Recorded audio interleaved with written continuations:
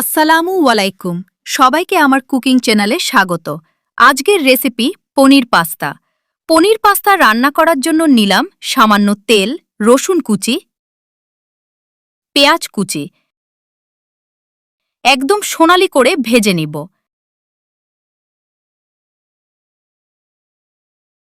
ভাজা হয়ে গেছে। দিয়ে দিলাম গাজর কুচি, টমেটো কুচি, ভুট্টা, কাঁচা মরিচ কুচি,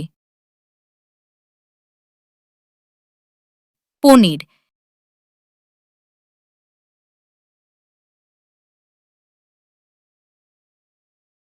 সিদ্ধ হওয়ার জন্য ডেকে রাখব কিছুক্ষণ। সিদ্ধ করা হয়ে গেছে।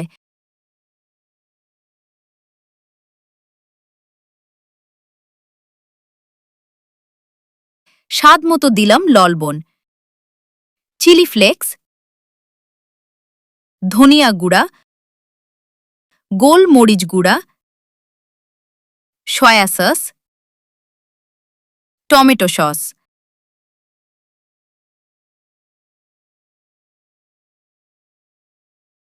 সব উপকরণ একসাথে ভালো করে মিক্স করে নিব। আগে থেকে সিদ্ধ করা পাস্তা, ক্রিম,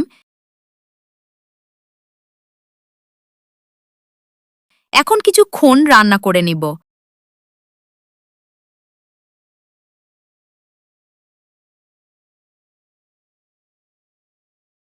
হয়ে গেছে আজকের রেসিপি।